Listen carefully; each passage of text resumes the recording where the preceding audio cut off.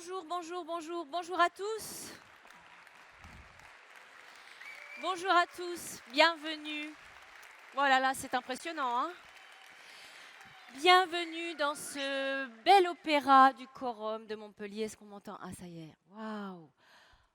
Comment il va le collectif 2024 d'Avec Santé? Wouh! Bienvenue à tous pour ces rencontres nationales 2024 d'Avec Santé. Je suis ravie de vous accompagner aujourd'hui et demain au cours de ces plénières dans ce quorum, dans ce bel espace qui est un opéra, l'opéra Berlioz. C'est vraiment magnifique. Alors, ces rencontres 2024 sont placées sous le signe, vous le savez, de la force du collectif. C'est dire si l'esprit d'équipe va infuser pendant 2 jours tout au long de nos discussions et de nos tables rondes. Alors justement, dans un instant, alors on me dit aussi de ne pas oublier de télécharger l'application, j'imagine que vous l'avez tous fait. Super. Ça bug? Ça c'est normal, c'est le live. Dans un instant, une première table ronde qui va se jouer ici. On va parler évidemment de la force du collectif, mais appliquée à d'autres domaines que celui de la santé. Vous allez le voir, un moment passionnant. On aura également le plaisir d'accueillir en fin de matinée le ministre délégué chargé de la santé et de la prévention, Frédéric Vlaltou. On aura là aussi un échange très pertinent et très intéressant. Mais pour l'heure, j'aimerais accueillir le premier intervenant de cette matinée sur cette plénière et j'aimerais qu'on réserve un tonnerre d'applaudissements au président de la FECOP, Michel Dutèche.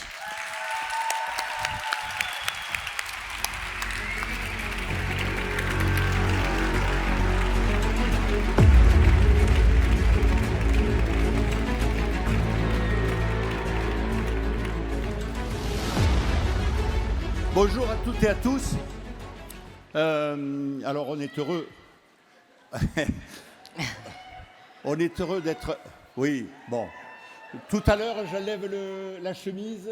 Le spectacle de Chip 'n Dale est pour. Michel, parlez dans le micro. Voilà. Le spectacle de Chip 'n Dale est bon pour 11h. D'accord. Attendez un peu. Donc on est très heureux de vous accueillir, la Fédération Occitane. D'accueillir tout ce beau monde. Un petit point essentiel pour nous, c'est qu'en Occitanie, comme partout ailleurs, on aime bien accueillir. Et l'accueil, ça suppose la bienveillance entre tous. Donc je compte sur vous pour que ces journées soient passées sous le signe de la bienveillance et du partage. C'est pour ça qu'on est là aujourd'hui. Merci.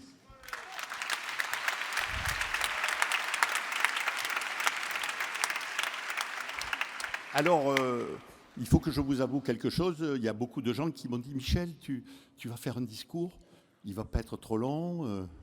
Pascal Gendry, Patrick Watteau, Emmanuel Barlerin, Manon Rénal. Enfin, je dénonce les ennemis, quoi. Donc, on a décidé de faire une impro improbable qui va avoir lieu sous vos yeux aujourd'hui. Didier, le micro rouge. Donc, une impro improbable pour faire ce qu'on appelait du temps de Napoléon un bon schéma vaut mieux qu'un long discours. Place aux artistes.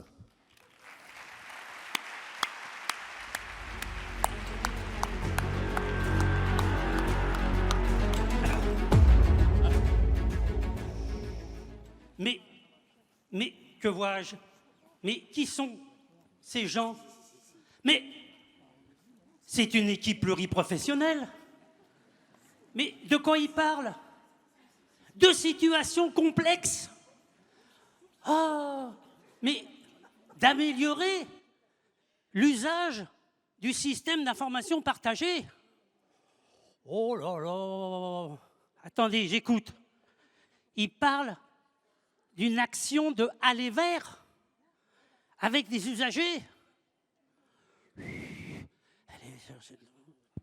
Mais cette maison de santé, comment... Mais qu'est-ce que c'est que ça? Oh, mais... Ah oui, le cadre de la maison de santé. Mais le voilà. Oh, qu'est-ce que je vois? Un cahier des charges. Oh, une société interprofessionnelle de soins ambulatoires. Une ACI. Mais ça déborde. Mais ça va pas. Mais C'est un cadre rigide, ça. Oh, mais non, on n'enferme pas l'intelligence collective dans un cadre. Il faut autre chose. Il faut que ça soit plus souple. Ah, mais regardez. Je crois qu'ils ont trouvé un cadre beaucoup plus souple. Voilà. Mais ça permet quoi, ça? Ben, ça permet l'innovation. Ça permet d'aller mieux. Un indice de bonheur partagé, par exemple. Ah, oh, ils ont l'air bien, là. Oh, mais qu'est-ce qu'ils font? Ils s'adaptent à la réalité du monde qui les entoure. Oh là là, ils vont même oser, oh, mais je crois qu'ils osent passer du soin à la santé. Mais c'est merveilleux. Oh, il nous faut vraiment un cadre qui soit plus souple pour vraiment passer à autre chose. Et grâce au collectif, vous avez compris, le monde sera plus radieux. Merci.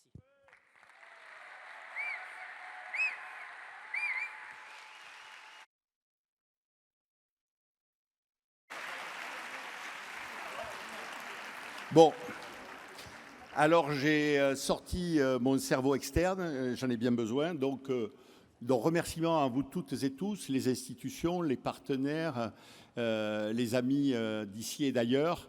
Je tiens à remercier plus particulièrement pour votre présence et pour la participation à l'organisation, bien sûr les bénévoles avec santé, etc. Les assos avec qui on travaille, France Asso Santé, qui est notre frère d'armes, Imhotep, MO, nos institutions régionales et nationales, l'ARS, l'assurance maladie, la MSA, la DGOS, etc., etc. Tous ceux avec lesquels on travaille jour après jour, année après année, pour améliorer les soins primaires et aller vers une transformation du système de santé qui permet de ne laisser personne, ni les professionnels de santé, ni les usagers, et que la qualité soit au rendez-vous. Merci. Merci Michel, merci beaucoup. Et bravo à tous nos comédiens qui ont improvisé cette scène ce matin, parce que c'est pas évident d'être sur cette scène comme ça de façon spontanée. Ça va bien tout le monde? J'entends rien. Ça va bien ou pas? Ah, ok. Allez, je vous demande d'accueillir chaleureusement, s'il vous plaît, les 3 co-présidents d'Avec Santé. Venez me rejoindre sur scène, Emmanuel, Patrick et Pascal. Allez, c'est parti. Bonjour à toutes et tous, partenaires, élus, usagers. Bonjour à toutes et tous, collègues du Pluripro, collègues du collectif qui fait la force. Quel bonheur de vous voir si nombreux à ces rencontres 2024. Vous savez combien on est? 1525. Un record.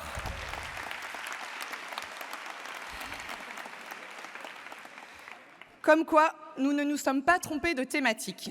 La force du collectif est en action, aujourd'hui et demain.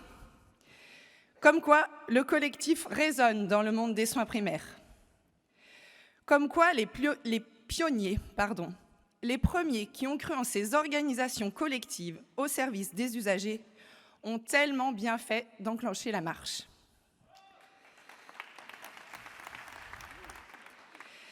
Comme quoi, les pouvoirs publics ont raison de croire en ces organisations.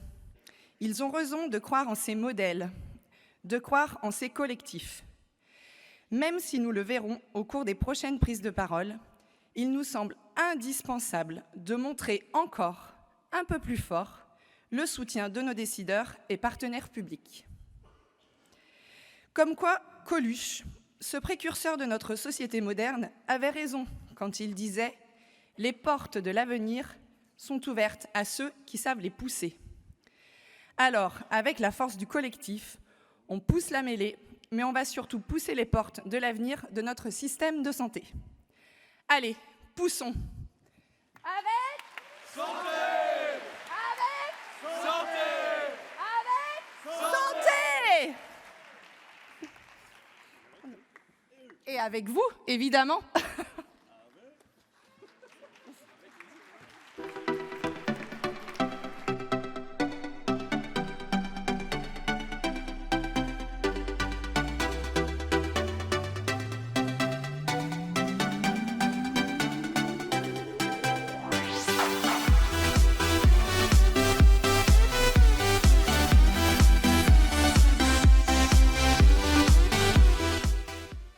Il est pas mal ce nouveau logo d'Avec Santé, non? Oh, j'entends rien. Il est beau ou pas? Il est magnifique. Allez, on poursuit et on va surtout ouvrir notre première table ronde de la matinée. Je vais vous demander d'accueillir chaleureusement nos invités. Dans l'ordre d'apparition, je vais accueillir tout de suite Emmanuel Ravelot-Jaona. Merci de l'accueillir, président fondateur de l'équipe Handi Rugby de Montpellier. Salut Emmanuel. Merci d'accueillir également Christian Saout, membre du collège et président du Conseil pour l'engagement en santé des usagers au sein de la HAS. Merci de l'accueillir. Merci d'accueillir à nouveau, il est resté sur scène, mon invité fil rouge pour cette session, Patrick Vuatou. Venez nous rejoindre Patrick. Et puis on accueillera dans quelques minutes Thomas Fatoum, le directeur général de la CNAM, qui va nous rejoindre en cours de séance. Bon, c'est un peu...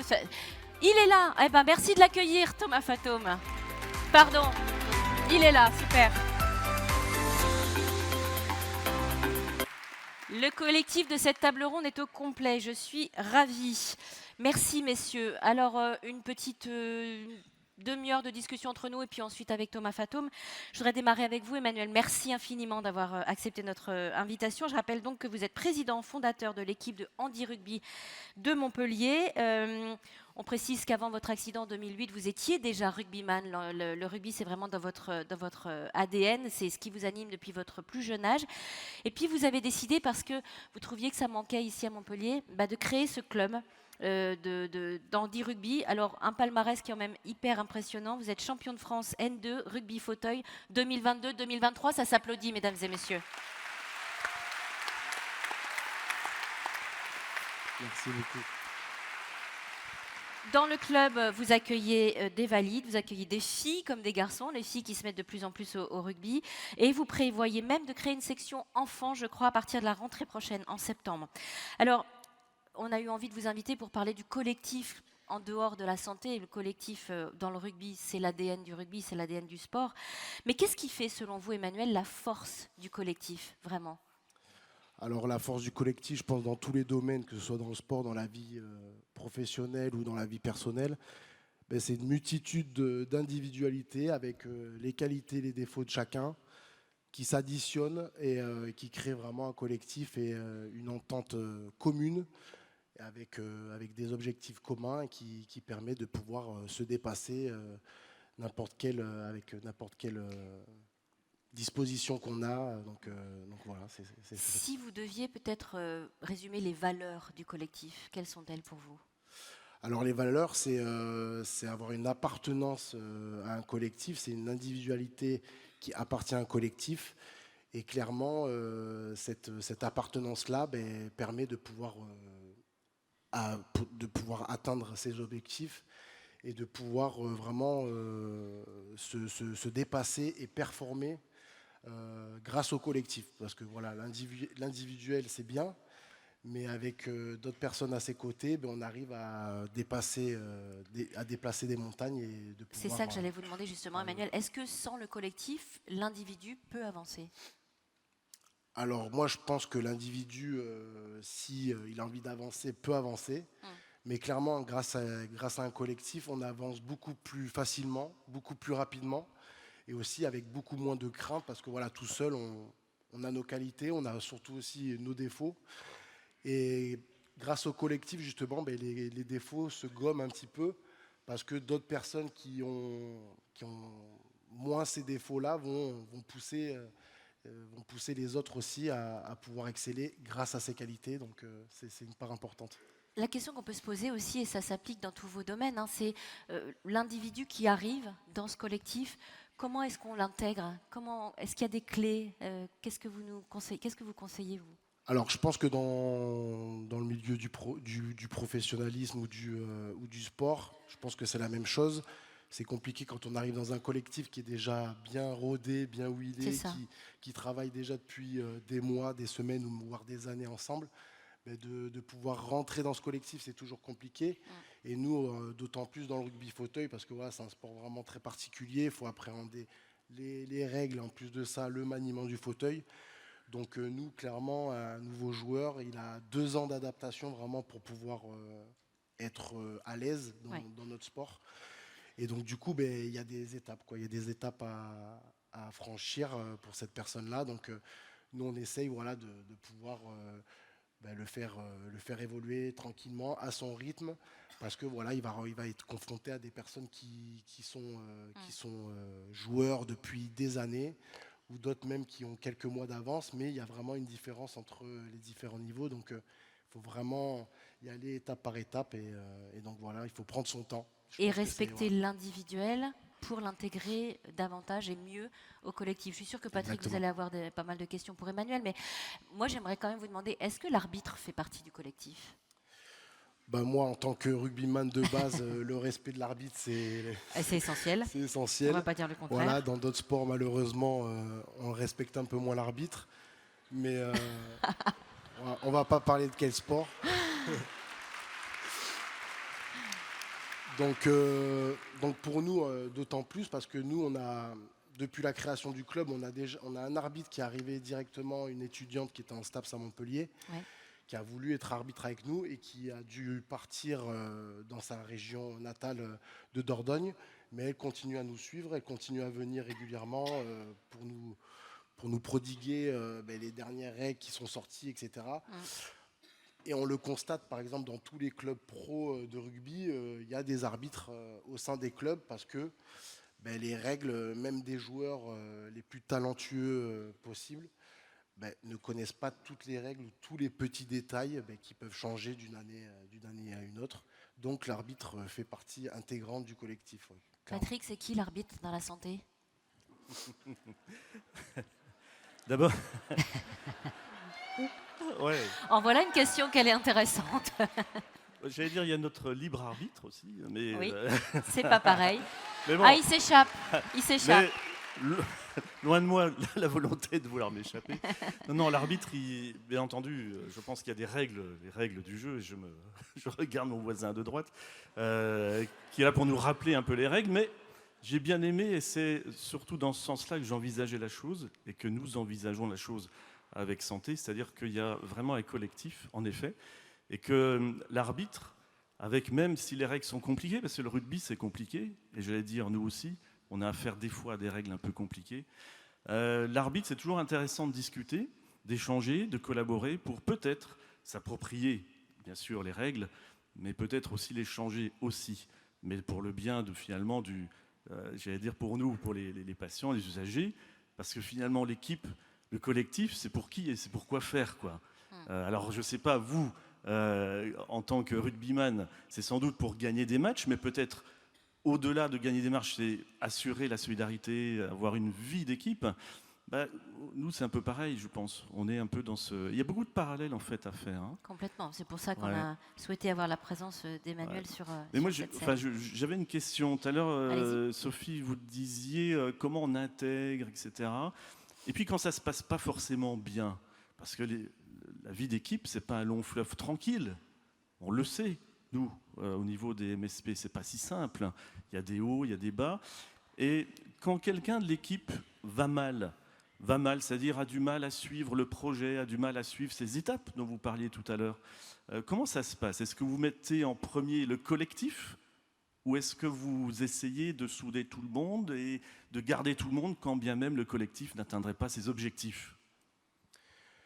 Le propre même du sport collectif, c'est justement quand il y a une difficulté ou qu'il y a une personne qui a un peu plus de mal dans tel ou tel domaine, ben c'est que ben le reste de l'équipe ou une partie, ou du moins les leaders de l'équipe, ben puissent venir aider cette personne-là qui est en difficulté, clairement. Et en fait, c'est là où l'essence même du collectif est, pour moi, je trouve importante. Et c'est pour ça que j'ai choisi un sport collectif depuis mon plus jeune âge. c'est justement, ben voilà, quand il y a quelqu'un qui est à terre, en général, il y a toujours quelqu'un dans le collectif qui va venir tendre la main pour pouvoir l'aider à se relever clairement. Et donc du coup, ben, on essaye de pas, dans le collectif, on ne laisse pas quelqu'un sur le côté, quoi. On ne le laisse pas au bord de la route et on continue, on trace. Non, on s'arrête, ben, même s'il y a des gens qui sont un peu frustrés de s'arrêter dans un collectif parce que tout le monde n'est pas d'accord, hein, et ben, on rentre dans le moule du collectif et on se dit, ben, pour le bien commun, ben, on s'arrête tous ensemble et on doit essayer d'aider cette personne qui est arrêtée sur le bord du chemin et qui a un peu plus de difficultés que les autres. Et en fait, c'est en ça que le collectif et la solidarité, pour moi, c'est quelque chose qui se rejoint et qui est une définition commune, quoi. Patrick. Ouais, super. Je me permets simplement d'aller un peu plus loin dans la... Oui. Alors oui, je suis bien d'accord, mais pour ce faire, on a besoin de moyens. Pour qu'une équipe soit en état d'avancer, d'intégrer tout le monde, etc., on a besoin de moyens. Vous, au niveau de votre équipe, vous avez des moyens. Il y a des bénévoles, d'ailleurs comme aujourd'hui, que je salue au passage, pour rendre possible ces rencontres nationales, mais il n'y a pas que des bénévoles, il y a aussi des gens qui ont d'autres professions et qui viennent soutenir ce collectif. Vous pouvez nous dire un peu de quoi vous avez besoin dans votre équipe, vous, puis après nous on verra nous de notre côté. Alors nous, voilà, le nerf de la guerre, clairement, bien sûr, c'est l'argent, hein, comme dans tous les domaines, malheureusement. Voilà. Malheureusement, on n'est pas soutenu par un État comme le Qatar ou autre État Ça viendra de la peut-être. sorte. Donc voilà, peut-être un jour, hein, Ouais. on ne sait pas. Mais clairement, voilà, outre l'aspect financier, les bénévoles, c'est une pierre angulaire du tissu associatif de l'équipe. Et c'est vrai que ça, c'est quelque chose de très compliqué d'en trouver des nouveaux chaque saison, etc. Donc voilà, clairement, nous, c'est bénévoles, financiers, et après, beaucoup d'envie et de courage aussi, parce que moi, quand j'ai créé le club il y a 10 ans, moi, je pensais vraiment que c'était pas trop difficile de créer un club handisport, qu'on allait être soutenu assez facilement. Et après 10 ans, après 10 ans de présidence et de dur travail, on constate qu'aujourd'hui encore, il y a encore des difficultés, même si on a un palmarès, si on a eu le seul athlète hérolté aux Jeux paralympiques de Tokyo, alors que l'Hérault, c'est une terre de sport. Donc il a fallu vraiment montrer et faire ses preuves, en fait, pour prouver à tout le monde, hein, que on a créé une équipe, mais c'est pas juste créer une équipe pour créer une équipe, c'est créer une équipe pour une somme d'individualités, et que ces individualités-là ont tous des objectifs de vie pour faire du sport santé, du sport loisir, aller au plus haut niveau, et ou alors rompre son isolement, la sédentarité. Et en fait, on constate qu'il y a plusieurs maillons pour que ce collectif fonctionne. Mais c'est vrai que voilà, nous, dans le parasport, clairement, c'est les finances, parce que les fauteuils coûtent extrêmement cher. Il y a des déplacements. Voilà, pour une petite idée, vous êtes dans la santé, donc je présume que vous connaissez un peu les prix, mais peut-être que je vais vous aiguiller là-dessus. Nous, un fauteuil de rugby, c'est entre 12 et 15 000 euros le fauteuil. Donc clairement, on fait pas du sport automobile, mais pourtant ça y ressemble un peu, hein, en termes de budget. Donc voilà, on n'a pas Sébastien Loeb encore à nos côtés, mais ça va venir. Et après, c'est pareil aussi, il y a une question de mécanique aussi, parce qu'on casse beaucoup de matériel, les roues, etc. Donc c'est vrai que l'aspect financier, malheureusement, il est primordial. Il est primordial, Ouais. et au centre du truc, quoi. Je voudrais juste rebondir sur ce que vous disiez à l'instant, Patrick, parce que nous, ici, clairement, sur cette scène, on n'est rien sans le collectif qui est derrière, les techniciens et l'équipe d'Agathe au son et en régie. Je voudrais qu'on les applaudisse, s'il vous plaît. Merci beaucoup pour eux. Merci. Je voudrais qu'on entende la parole... Merci Emmanuel, on va revenir auprès de vous tout à l'heure, mais je voudrais qu'on entende la parole des usagers avec Christian Saout. Merci d'être là. Il existe un document, Christian, que vous allez présenter en atelier sur la façon de favoriser l'engagement des usagers au sein des maisons de santé, mais sur cette table ronde, moi j'aimerais avoir votre regard par rapport à cette notion de collectif. Alors, un collectif au service des usagers ou qui intègre les usagers ? C'est un peu comme on veut. D'abord parce que la perspective d'un patient dans le collectif, c'est sa liberté à lui d'abord. Et dans la dimension individuelle, si on n'a pas envie de se prendre en soin, mais plutôt d'être porté par un groupe de soignants, ça arrive dans une vie. On n'a pas toujours envie de s'impliquer, de s'engager. Et ça doit se respecter. Il y a des moments de la maladie où on n'a pas envie. Puis il y a des natures aussi. Mais quand on a envie, c'est mieux de le rendre possible. Parce que dans les travaux qu'on a fait à l'HAS, on a regardé les preuves dans la littérature internationale, parce que ce qu'on raconte le plus souvent, oui, mais il n'y a pas de preuves. Alors, il n'y a pas de preuves au sens des biostatistiques. Ce n'est pas parce qu'un patient participe à l'équipe de soins que tout d'un coup, ses résultats biologiques vont s'améliorer. Le lien ne se fait pas comme ça. Mais c'est autre chose qui est produit. Et ça a été mesuré. Le bien-être des équipes professionnelles, par exemple, a été mesuré dans de nombreux travaux. Et faire participer les usagers dans une équipe de soins, ça améliore le confort professionnel, la posture des professionnels. Et de l'autre côté, pour les usagers, ça augmente leur compréhension du système de soins, leur compréhension des soins eux-mêmes. Quand il s'agit, par exemple, de reconstruire une attitude ou un comportement plus favorable à la santé, c'est mieux si on peut le débattre avec plusieurs personnes qu'avec un seul. Parce que la relation médicale a souvent été qualifiée d'une relation tutélaire, mais aujourd'hui, ça ne marche pas comme ça. Puis ça marche peut-être bien avec des enfants à l'école quand on est en classe de primaire, mais quand on est face à des adultes, la conviction, la compréhension, ce n'est pas quelqu'un qui donne des leçons. Surtout à l'heure de la société d'Internet, où chacun peut être l'acteur de sa propre connaissance. Donc il faut accepter de partager et de ne pas partager les connaissances d'une manière un peu surplombante. J'ai envie accepter de partager des connaissances à bas seuil, à partir du niveau de compréhension de la personne qui est en face de vous.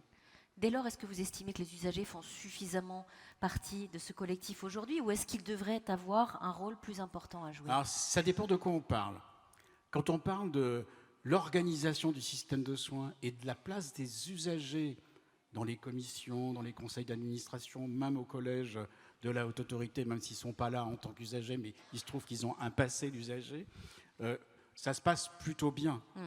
C'est dans l'action de santé, où les choses se passent probablement moins bien, parce qu'on est les héritiers de la loi du 4 mars 2002, qui est une loi quand même de confrontation entre les usagers et le système de santé. Et qu'on a du mal à faire autre chose que ça. On a du mal à se dire et à se penser comme des acteurs dans l'action. Est-ce que c'est au fond acceptable d'avoir des usagers qui participent? Alors il y a des expériences sur le terrain qui ont montré que c'est possible. Il y a des maisons de santé qu'on appelle les maisons de santé participatives ou des maisons de santé communautaires. Il y a des centres de santé qui ont embauché des patients pour devenir des médiateurs de santé, pour faire ce lien avec les usagers et avec les professionnels. Donc les choses, elles bougent sur le terrain. Aujourd'hui, il y a des endroits où on dispose de démonstrateurs de la possibilité de le faire et de l'efficacité de ces démarches-là. Qu'est-ce qu'on a à y gagner? Qu'est-ce qui se joue finalement? Ce qu'on a à y gagner, c'est peut-être d'abord le respect de la loi. Oui. Parce que je me souviens parfaitement, même si on dit que la loi du 4 mars 2002 est une loi qui reconnaît les droits des usagers, elle reconnaît aussi, par ailleurs, leur responsabilité à l'égard du système de santé. Et pour pouvoir exercer sa responsabilité à l'égard d'un système, encore faut-il le comprendre, encore faut-il comprendre quels sont ses enjeux, la responsabilité que vous avez, vous, individuellement. Le code n'est pas très bavard sur cette responsabilité, mais elle figure au code et on a tous, les uns et les autres, une responsabilité dans l'usage que nous faisons de ce système de santé, des produits de santé, etc. Donc c'est d'abord respecter la loi que de faire participer les usagers, soit à titre individuel, soit à titre collectif. Et puis je crois que c'est apporter du mieux-être et de la cohésion sociale aussi, tout simplement. De ne pas être dans cette discussion frontale entre d'un côté une offre de santé et de l'autre côté des consommateurs de santé. Évidemment qu'il y a des aspects de consommation qui se jouent sur le prix, sur la disponibilité des services, sur les délais d'attente, il y a des aspects de consommation, mais sinon pour tout le reste, c'est quand même plutôt un aspect de partenariat. S'il y a quelque chose qui grimpe en ce moment, c'est la revendication du partenariat. C'est plus la revendication de la représentation dans des instances, comme on a pu le dire par le passé. Je veux siéger au conseil d'administration de, je veux pouvoir... Non, je crois que l'idée, c'est de mettre ensemble des actions en partenariat. Quand on fait, par exemple, une action d'évaluation de la qualité de sa maison de santé ou de son centre de santé. Il suffit d'inviter des usagers à une réunion ou de dire on va faire la fête de l'évaluation, où on fait un sondage un jour donné où chaque personne qui rentre, on passe avec elle un moment pour évaluer la qualité de la maison de santé. Enfin, les actions sont extrêmement simples à mettre en place, extrêmement simples, loin de la complexité de la petite scène théâtrale à laquelle nous avons assisté, dont le montage n'est pas si simple que ça. Là, c'est quand même beaucoup plus simple d'inviter des usagers à participer à une réunion, recueillir leurs sentiments, enfin, commencer à les impliquer dans l'évaluation pour pouvoir leur dire le jour suivant, pour pouvoir leur dire le jour d'après, mais vous pouvez aussi être un acteur de cette qualité. Alors, je vous laisserai tout à l'heure, si vous le souhaitez, interpeller Thomas Fatoum sur la place des usagers, justement. Mais merci, Monsieur Fatoum, d'être avec nous ce matin. Moi, j'ai une première question, puis je vais laisser la main à Patrick dans un instant. Mais ces temps de négociations sont éprouvants, hein. Vous êtes au cœur des négociations aujourd'hui. Vous et vos collaborateurs sont soumis à rude épreuve. Je crois qu'il y a pas mal de pression. Donc, la question quand même que j'ai envie de vous poser ce matin, déjà vous remercier d'être là avec nous. Mais comment ça va ? Ça va très bien, merci. Ça va bien. Merci de vous soucier de la santé, de ma santé et de la santé des équipes de l'assurance maladie. Et ça va très bien. Et pardon de le dire aussi comme ça va très bien parce que je suis très heureux d'être avec vous ce matin, aujourd'hui. J'ai pris l'habitude de venir dans ces journées. Je me souviens très bien des t-shirts rouges de Montpellier à Saint-Malo, qui avait déjà fait un peu du teasing sur cette journée. Et puis j'étais impressionné par cette entrée en mêlée tout à l'heure. Avec santé à Montpellier, ça peut faire que une mêlée de rugby, c'est certain. Et donc oui, ça va bien. Et puis si je peux me permettre aussi, vous savez, notre devise à l'assurance maladie, et je le dis en présence de Philippe Trottabal, le directeur de la Caisse de Montpellier, c'est agir ensemble, protéger chacun. Agir ensemble, protéger chacun. Donc cette logique collective de l'assurance maladie, c'est très fort pour nous. Et vous le savez, on est très en soutien de ce collectif des maisons de santé. On y reviendra, je pense, dans le détail. Donc voilà, ça va bien et ça va encore mieux de prendre un shoot d'énergie aujourd'hui avec vous. Vous venez chercher, vous nourrir de cette force du collectif ici aujourd'hui ? Exactement. Ok, super. Patrick, je vous laisse la main. Oui, mais moi, d'abord, je ne veux pas rebondir sur tout ce qui a été dit, parce que là, ça serait trop long, on a le compteur qui tourne. Donc je vais tout de suite, on parlait des moyens avec Emmanuel. Moyens pour atteindre des objectifs. Première question à Thomas Fatoum. On est dans une enveloppe fermée. J'attaque tout de suite le sujet. Allez-y, d'entrée.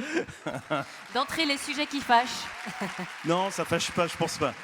Non, simplement, nous, on est toujours en souci au niveau des collectifs, des équipes, parce qu'on se dit, on voit des négociations conventionnelles qui sont ce qu'elles sont, qui sont un exercice de style obligé, difficile, souvent éprouvant d'ailleurs, pour tout le monde, aussi bien les équipes que la CNAM, que les syndicats, que tout le monde. Et puis nous, on se dit, mais finalement, est-ce que dans le cadre de cette enveloppe fermée, est-ce que plus on va valoriser un acte dans une nomenclature, revaloriser, est-ce que quelque part, ça ne sera pas fait au détriment de tout ce qu'on pourrait imaginer pour les équipes, pour le collectif, pour faire avancer tout ça, quoi. C'est une question un peu arithmétique, quoi, pour se mettre en jambes. Merci beaucoup. Je vais vous répondre directement. Aussi, vous le savez, hein, les enveloppes pour les maisons de santé pluridisciplinaires, elles ne sont pas fermées, puisqu'elles grossissent. Elles ont augmenté de près de 30% quand on regarde ce qui a été payé en 2023 pour 2022 par rapport à l'année précédente. On est maintenant à 125 millions d'euros annuels contre 90. Donc c'est une enveloppe qui grandit. Je pense que c'est une enveloppe qui doit continuer à grandir. Je ne suis pas venu avec le chéquier de l'assurance maladie, je ne suis pas venu vous faire des promesses, on y reviendra, mais l'engagement de l'assurance maladie auprès des MSP, des équipes dans les MSP, et le fait de continuer le soutien avec plus de maisons de santé et d'accompagner ce soutien pour chaque maison, il est là, il va continuer. J'essaye de ne pas opposer, je comprends la question, hein, j'essaye de ne pas opposer les enveloppes parce que c'est pas complètement comme ça que ça se passe, c'est des choses qui se font en dynamique sur plusieurs années. On est intimement convaincus qu'il faut à la fois que les différentes professions de santé voient le niveau de leurs actes évoluer régulièrement, y compris quand il y a de l'inflation, et on est absolument convaincu qu'il faut diversifier les modes de rémunération, je pense qu'on aura l'occasion d'y revenir dans la discussion, et soutenir des modes d'organisation collective comme les maisons de santé, et y compris en innovant sur différentes formules. Là aussi, je pense qu'on y reviendra. C'est quoi rémunérer une équipe, c'est quoi mettre des forfaits en place, c'est quoi mettre la qualité aussi, je pense que les patients ont ça en tête et pas que les patients. Et donc, voilà, pas de compétition entre les dispositifs de notre côté voilà, des enveloppes qui augmentent et qui vont continuer à augmenter pour les maisons de santé dans l'avenir, j'en suis persuadé, et c'est un souhait de l'assurance maladie. Très bien, merci. Alors, ouais, je crois que c'est... Alors la deuxième question, c'était, vous avez répondu en partie, mais j'aimerais qu'on aille un peu plus loin. Ok, on voit que l'offre de santé en ville s'organise de plus en plus avec des maisons de santé pluripro. Bon, on est 2501 MSP fin décembre 2023. On espère, et on va y aller ensemble, aux 4000 sur 2027. Ok, mais est-ce que les moyens actuels sont nécessaires et suffisants pour arriver à cet objectif intermédiaire qui est 4000 MSP? Si oui, bon, on reste comme ça. Et sinon, qu'est-ce qu'on fait? Quel est le plan là? Quelles sont les étapes? D'abord, je pense que c'est bien aussi de mesurer le chemin parcouru. Le système de santé, il est en tension en France, il est en tension dans d'autres pays, mais il est en tension. Celui qui nierait ça n'aurait pas une vision lucide de la situation. Dans le même temps, je pense que c'est, à force de ne pas forcément mesurer ce qui progresse, ce qui avance, on finit par, entre guillemets, se désespérer collectivement, et je pense qu'il ne faut pas. Donc, 2500 maisons de santé déjà, 2000 qui ont conventionné avec l'assurance maladie, ce mouvement-là continue. On est sur une trajectoire forte. Les maisons de santé, on a aussi la dynamique du côté des CPTS, des dynamiques sont très complémentaires. On va vers la couverture quasi intégrale du territoire d'un outil qui est différent, mais qui est très complémentaire aussi. Et donc petit à petit, et avec Christian Saout, on suit ça, si je peux me permettre, depuis quelques années aussi. Voilà, ça se structure. Depuis longtemps, on dit qu'il faut que l'organisation des soins en ville se structure. On a besoin de ces maisons de santé, on a besoin d'un échelon territorial qui organise le dialogue avec les autres parties prenantes. Donc, moi, je dis, ça avance. Ça avance d'ailleurs, pas principalement grâce à l'assurance maladie, ça avance parce que les professionnels de santé s'emparent des projets. C'est eux qui créent des maisons de santé, c'est eux qui créent des CPTS. Et donc, nous, on est là pour les soutenir, on n'est pas là pour faire à leur place. Après, on va continuer, je pense, dans cette dynamique-là. Vous le savez, un plan d'action qui a été annoncé il y a quelques mois sur les 4000 maisons de santé. Je pense que le ministre, tout à l'heure, reviendra sur où on en est et comment on peut aller plus loin. Donc, je ne vais pas, évidemment, parler à sa place ou lui griller la politesse. En tout cas, nous, vous savez, on a un outil qui est un outil de discussion conventionnelle, qui s'appelle l'ACI, qu'on a aussi souhaité faire bouger, d'ailleurs. Y compris quand on a proposé au gouvernement et au Parlement d'associer plus directement les représentants des maisons de santé à cette discussion. Et moi, je suis très heureux que ça ait abouti, parce qu'au bout d'un moment, on le faisait déjà de façon informelle, vous le savez, les uns et les autres le savent, mais pouvoir ancrer dans la loi le fait que les représentants des maisons de santé, et peut-être au hasard avec santé, sera autour de la table, c'est un élément, je crois, important, qui permet, je pense, d'accélérer et d'être encore plus efficace.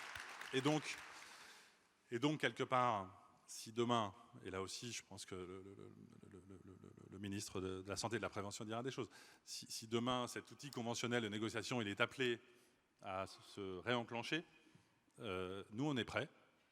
Nous, on est prêts, parce qu'on a signé il y a 2 ans à peu près, l'ACI.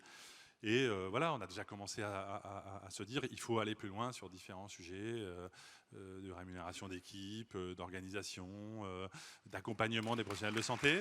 Et donc voilà, cet outil conventionnel, il est au service d'une ambition. Et donc si du côté de Ségur, du côté du ministère, du ministre, il y a une volonté, et honnêtement, je ne veux pas encore une fois spoiler, comme on dit en bon français, mais je pense qu'elle est là, eh bien l'assurance maladie sera là, et je pense qu'avec Santé, puis c'est vrai aussi avec l'ensemble des syndicats qui sont autour de la table, eh bien on pourra, je pense, avancer en 2024, parce que il faut sûrement qu'on continue, si on veut être dans cette dynamique des 4000, et puis surtout honnêtement, le chiffre de 4000, il a un petit côté totémique et il fixe une ambition. Mais le sujet, on revient à ça, c'est la qualité des soins pour les patients, c'est la qualité de l'exercice pour les professionnels de santé. Et donc derrière d'éventuelles futures discussions, il y a ces enjeux-là. Parce que voilà, si on veut donner envie, si on veut que ces maisons de santé s'ancrent dans le territoire, on sait qu'il y a des endroits où c'est tendu, eh bien, il faut continuer à améliorer le cadre, pas seulement le cadre financier, aussi le cadre d'accompagnement que l'assurance maladie peut proposer, avec les ARS aussi. Donc oui, je pense qu'on a déjà honnêtement quelque chose qui est incitatif, on a du chemin parcouru, il va falloir continuer, si on veut être au rendez-vous à la fin de 2026, il va falloir continuer encore à améliorer ce cadre d'action partagé avec vous. Alors nous, on a un souci, c'est que on a du mal en fait à faire entendre l'équipe tout entière. C'est-à-dire à chaque fois, on a des dispositifs, le SAS, l'assistant médical, etc., qui sont centrés beaucoup sur le médecin, mais finalement pas sur l'équipe. Est-ce qu'on ne pourrait pas quand même travailler ensemble, ou est-ce qu'avec d'autres, je ne sais pas, mais en tout cas avec vous certainement, travailler sur cette notion d'équipe, notamment avec des infirmières d'équipe, que toutes les équipes réclament à corps et à cri, qui auraient, j'allais dire, un champ suffisamment large, les assistants médicaux qui seraient des assistants d'équipe, tous ces éléments-là, on les attend. Comment on peut faire là pour avancer concrètement sur ces sujets-là ? Alors, l'exercice coordonné, cette notion d'équipe, honnêtement, on a quand même fait l'analyse depuis un certain temps que je rejoins toujours les deux, moi. Hein, c'est la qualité des soins pour les patients, les conditions d'exercice des professionnels, que c'était, ça cochait les deux cases. Derrière ça, ensuite, il y a plein de choses que vous avez évoquées. On n'a pas réussi dans la précédente négociation, pour être direct et précis, on n'a pas réussi dans la précédente négociation à transposer cette logique d'assistant médical qui existe dans une relation individuelle. On n'a pas réussi à la mettre dans les maisons de santé. Si on rouvre les discussions, très sincèrement, pour moi, c'est une des priorités. Il faut qu'on arrive à transposer cette logique-là dans les maisons de santé. Il faudra qu'on trouve l'équilibre, hein, je l'ai dit aussi, il faudra qu'on trouve l'équilibre entre les différentes professions de santé, parce que voilà, mais je suis absolument convaincu, et honnêtement, ça serait très très bizarre, je vais faire une périphrase, qu'on ne signe pas un futur éventuellement nouvel accord sans que ce soit dans ce nouvel accord. C'est pareil pour les infirmiers. On est absolument convaincu que le lien entre notamment médecins et infirmiers est primordial. Au passage, pardon de mettre les pieds dans le plat et de parler d'un sujet qui est d'actualité, nous sommes absolument convaincus de l'intérêt et de la pérennité du dispositif Asalée, en tout cas d'avoir...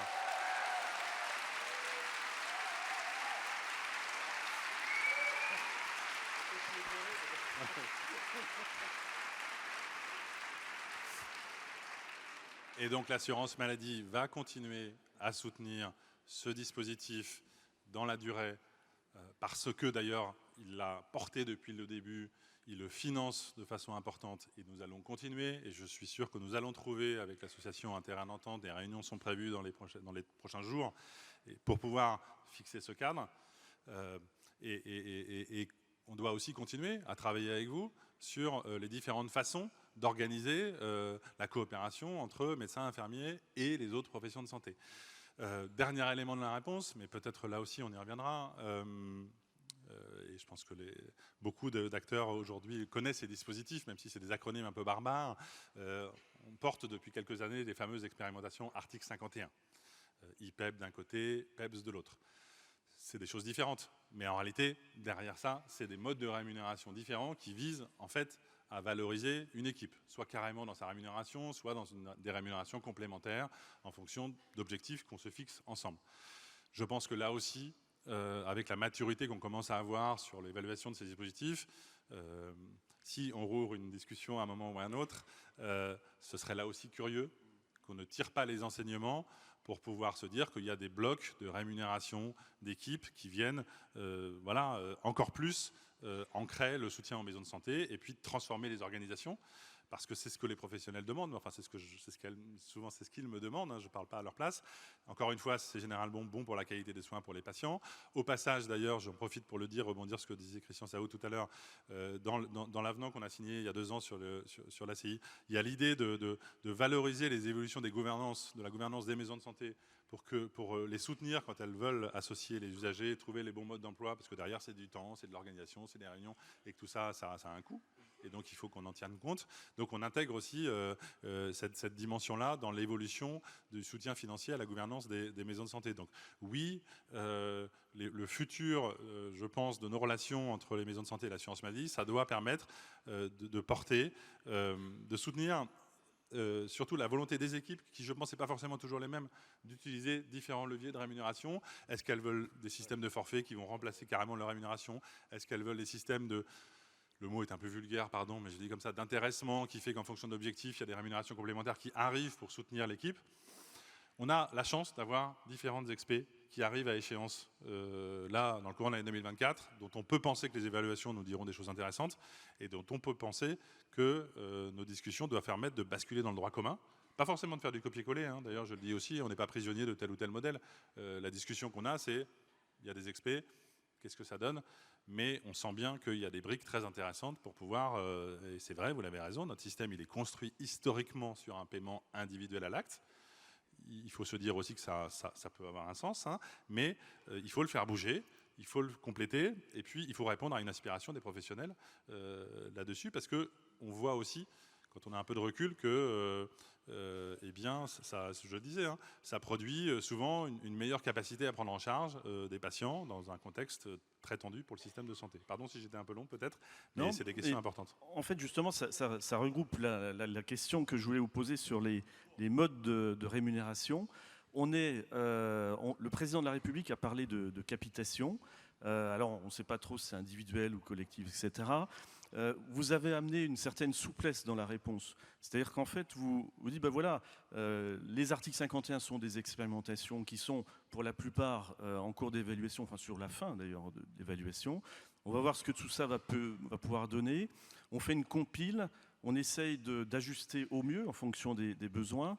Et tout ça va peut-être, et j'entends le message, vous me dites si je me trompe, déboucher sur des modèles économiques un peu, j'allais dire, à géométrie variable en fonction des équipes, là où elles sont sur leur territoire. Vous confirmez ça ? Il faut qu'on essaye de faire ça, ce qui est une petite révolution pour l'assurance maladie, parce que c'est vrai qu'elle a une logique, entre guillemets, universelle, et on la revendique comme telle, hein, nationale et peut-être un peu jacobine. Donc cette fameuse adaptation au territoire, elle est culturellement, elle nécessite de faire bouger les curseurs. Mais pour répondre précisément à votre question, je pense qu'il ne faut surtout pas un seul modèle. Je pense que ces modèles de capitation ou de rémunération forfaitaire, ils ont généralement un sens quand il y a un collectif de professionnels de santé, de médecins et d'autres professions de santé. Pourquoi ? Parce qu'un individu, individuellement, il va avoir des patients qui sont très différents et que ça marchera. Enfin, notre intuition, c'est que ça ne marchera pas et que c'est parce que le collectif s'organise que derrière, il peut justement être rémunéré différemment, déléguer des tâches de manière différente, s'organiser pour répondre aux patients.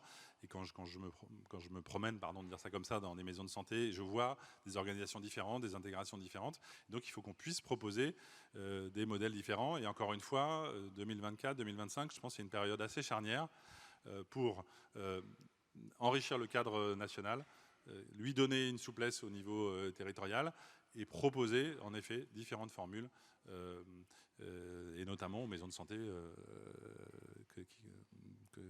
qui nous réunissent aujourd'hui. Encore une petite... Oui, c'est bon. On a encore 10 minutes. Alors, par rapport à Emmanuel, le rugby, etc., c'est vrai que les maisons de santé sont des lieux d'essai, d'expérimentation, et puis on essaye justement de transformer les essais comme on peut. L'article 51, c'est justement des essais. Et pour transformer l'essai, l'article 51, ça passe dans le droit commun.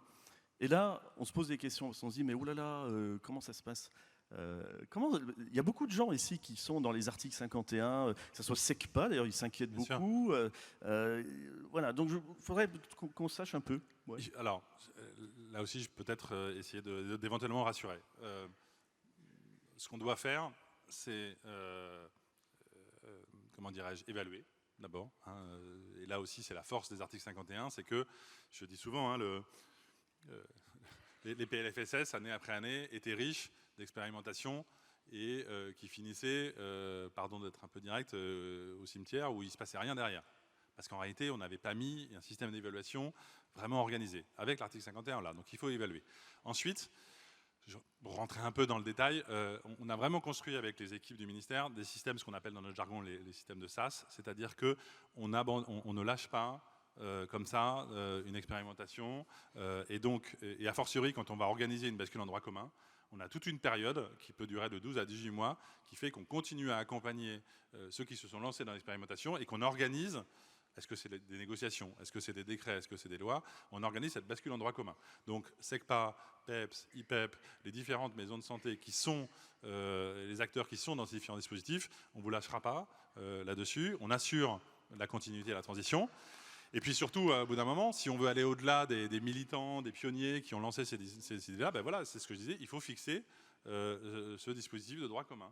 Donc, eh bien ça sera aussi un élément de rendez-vous d'une éventuelle future négociation pour se dire comment on sort d'une expé pour dire, voilà, l'ACI, il doit porter la bascule en droit commun d'un certain nombre de ces expérimentations. Donc là-dessus, ce serait honnêtement une folie de dire on arrête. Je le dis aussi, ça n'est crédible, mais en l'espèce, je le dis d'autant plus que je ne vise pas les 3 expérimentations que j'ai évoquées. Il y a des choses qu'on arrête.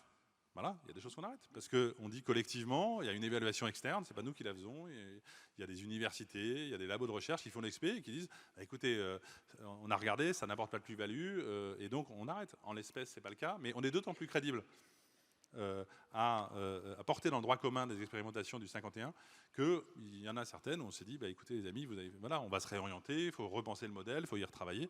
Donc c'est cette dynamique-là qu'on implémente, mais encore une fois, on ne laissera pas les gens au bord du chemin, si j'ose dire.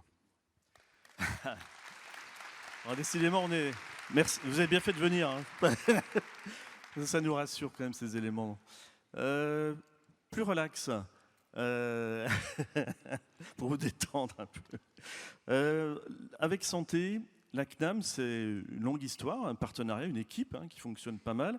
Je voulais simplement mettre en évidence 2 choses concrètes qui se sont passées là, récemment.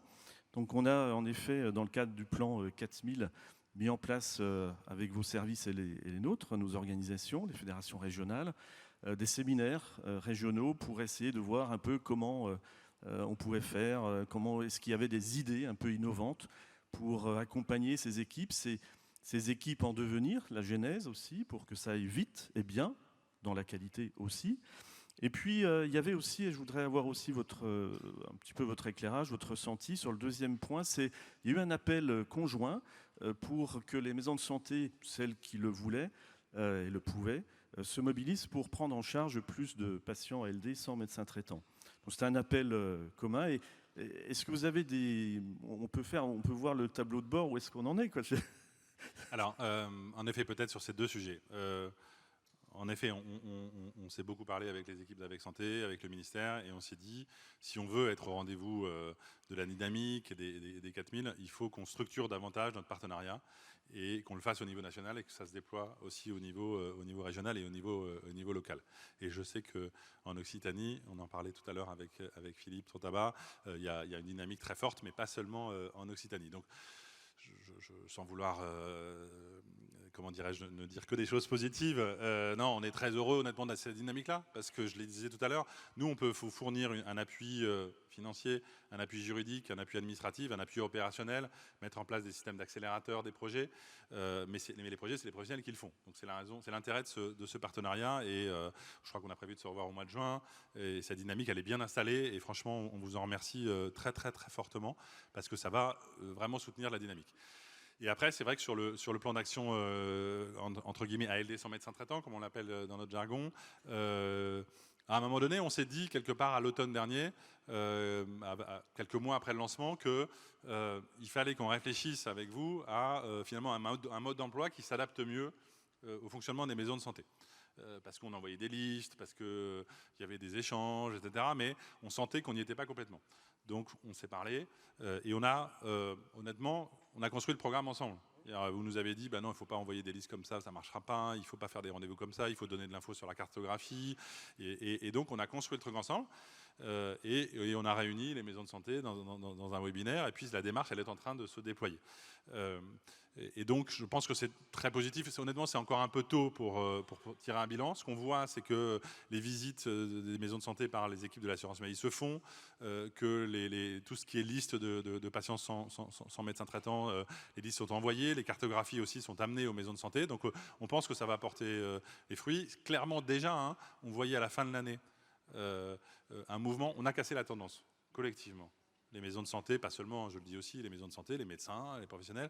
On avait une courbe exponentielle de patients en affection de longue durée qui n'avaient pas de médecin traitant. Pourquoi? Parce qu'il y a 300 à 400 000 personnes en ALD de plus par an. Et il y a de moins en moins de médecins traitants vu la démographie. On a perdu 2000 médecins généralistes traitants en 7 ans. Et donc, il y avait une mécanique inexorable. On a cassé cette tendance. 250 000 personnes en ALD ont retrouvé un médecin traitant par rapport à si on n'avait rien fait. Mais on a senti que si on n'enclenchait pas un mode d'action différent, cette dynamique-là, elle allait un peu s'épuiser, parce qu'il y a des médecins qui partent à la retraite, c'est normal. Voilà. Et donc, on est confiant sur le fait que tout ce qu'on a commencé à enclencher là, au premier trimestre avec vous, sur, encore une fois, un mode d'emploi adapté, et c'est ça qui fait la richesse du partenariat, c'est quand Pascal Gendry, quand les autres nous ont dit, en fait, il faut qu'on mette le truc à plat. Nous, on a écouté ce que vous nous avez dit, et puis on a reconstruit un mode d'emploi. On s'est dit, on peut mobiliser nos données, on peut mobiliser des listes, on peut accompagner, et j'espère, on fera un premier bilan au deuxième trimestre, je suis sûr que ça va provoquer des résultats, parce que je crois qu'on s'adapte à la réalité quotidienne de l'organisation des maisons de santé. Donc on va continuer. Alors, il reste environ 5 minutes sur cette session, mais je voulais peut-être, Christian Saoud, souhaitez-vous interpeller Thomas Fatome sur la place des usagers, peut-être? Non, mais interpeller, je ne sais pas, parce que ce n'est pas vraiment l'enjeu, mais moi, ce que je vois, c'est qu'il y a plutôt l'intention de faire, il y a plutôt l'intention d'améliorer la participation des usagers dans les maisons de santé. Je suis toujours un peu triste quand on parle de la participation à la gouvernance, parce que honnêtement, dans les travaux qu'on a fait à l'HAS, c'est pas forcément ça qui est le plus important. Puis en plus, il y a des endroits où c'est pas possible, parce que selon la nature juridique de la maison de santé, il ne peut y avoir autour de la table que des actionnaires, et les patients ne sont pas actionnaires des lieux de soins. Donc c'est la question de la gouvernance, bien sûr qu'elle est importante, mais je pense que si on voulait se mettre dans des idées d'indicateurs pour financer plus de participation dans la maison de santé, il ne faut pas être sur des indicateurs qui sont des indicateurs de processus. Voilà, on a mis en place un comité des usagers. Moi, je peux vous le mettre en place demain matin. Si ça ne fabrique rien de collectif, au sens d'échanger, de participer, de faire avancer. Donc, il y a un moment donné, dans tous ces indicateurs-là, la question, c'est de savoir quelle est la dynamique de cet indicateur, plutôt que de se dire, ouais, on a coché la case. Voilà, ça c'est... Ça, c'est tout sauf de la qualité. C'était probablement la façon dont on réfléchissait à la qualité dans les établissements de santé lors des premières itérations de la certification, par exemple. On l'a quand même beaucoup fait évoluer, et heureusement qu'à chaque nouveau guide d'évaluation des établissements de santé, on fait évoluer pour aller plus chercher des indicateurs qui parlent, plutôt que des indicateurs qui consistent à regarder un peu les choses comme des circuits ou des modes d'organisation sans qu'on s'intéresse au contenu, quoi. Donc je pense que ce qui est important, c'est cette question du contenu. Moi, je trouve qu'au fond, il y a l'accord conventionnel interprofessionnel, il y a le guide de l'HAS sur la participation des usagers dans les maisons de santé et les centres de santé. Ça ne doit pas être très difficile de fabriquer les indicateurs dynamiques qui vont bien, plutôt que de rester sur des choses trop statiques. Pour moi, c'est ça qui est le plus important. Et puis de savoir, à un moment donné, reconnaître les choses. Probablement, l'assurance maladie s'en sort assez bien avec ses interlocuteurs habituels que sont les professionnels de santé de premier recours ou même de second recours. On voit assez clairement que c'est un domaine où les acteurs sont ensemble, sans qu'il y ait une veille autour de la qualité aussi approfondie que l'on a dans d'autres secteurs du système de santé.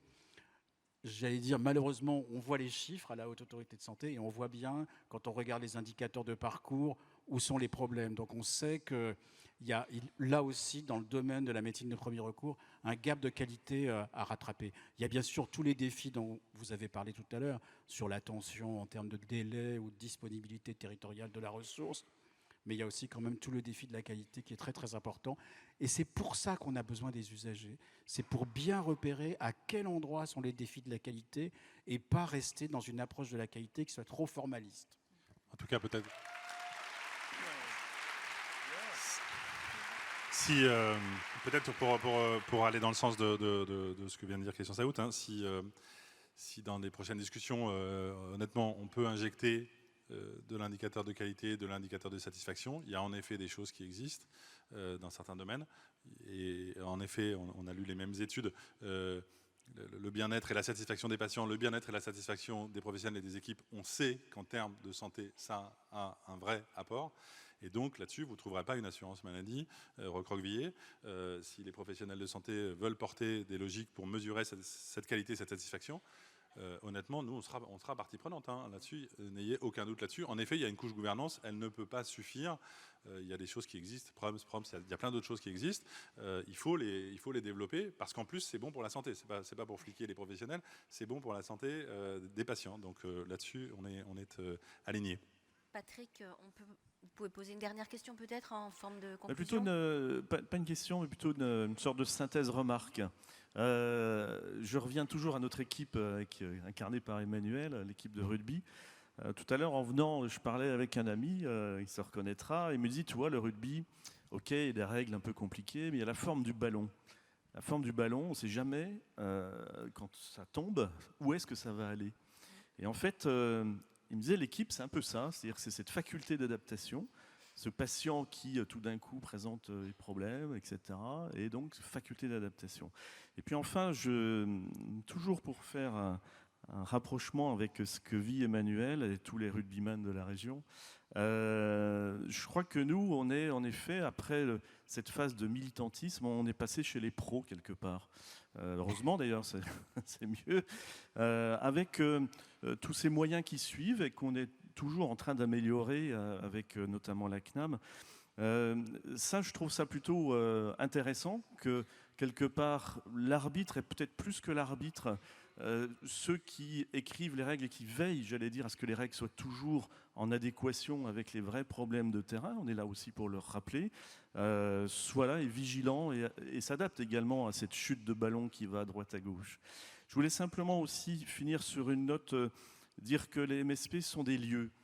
Ce sont des lieux qui sont visibles par le citoyen, l'habitant, donc ça c'est important, qui puisse repérer des lieux de soins et de santé.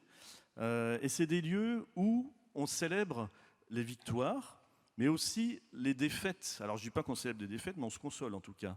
C'est des lieux où on réfléchit, des lieux où on n'est pas toujours d'accord, des lieux où on s'engueule, mais l'essentiel c'est de se dire les choses et d'avancer. Et je pense qu'il y a comme ça aussi des lieux chez vous, Emmanuel. Ouais. Merci. La notion de progresser par étapes, etc., oui, ça, je ne reviendrai pas là-dessus, mais le 1 + 1 supérieur à 2, très bien expliqué par Emmanuel, on le vit au quotidien. Et j'aimerais bien que ça soit toujours largement supérieur à 2 en ce qui concerne les équipes. On a des leviers extraordinaires, des leviers organisationnels au sein de nos équipes. C'est pour ça que tout à l'heure, je parlais de l'approche équipe. C'est là qu'on pourra trouver sans doute des solutions aux tensions démographiques, à l'accès aux soins, etc. Il faut qu'on utilise ces leviers. Encore faut-il que nos partenaires soient conscients de ces leviers. L'infirmière d'équipe, l'assistant, etc. Je ne veux pas revenir là-dessus, mais c'est des leviers importants. Quand on parle du SAS, le SAS, quand on dit aux médecins, directement aux médecins au sein d'une équipe, est-ce que vous êtes volontaire? Pour moi, c'est une erreur. C'est l'équipe. C'est-elle organisée pour répondre au SAS? Là, c'est intéressant, parce que là, on multiplie, en effet. Voilà. Merci. Merci beaucoup, Patrick, pour ces mots de conclusion. Moi, je voudrais vous remercier, messieurs, pour la richesse et la pertinence de ces échanges. Merci infiniment. Merci Emmanuel d'être venu ce matin. Quelle est votre prochaine échéance? Alors, prochaine échéance, dimanche prochain, la dernière manche de National 1. D'accord. Donc la première division rugby fauteuil à Montpellier. Donc s'il y a des Montpelliérains qui ont envie de pour les venir, locaux. voilà. Merci Dimanche beaucoup. 31. Dimanche 31, c'est noté.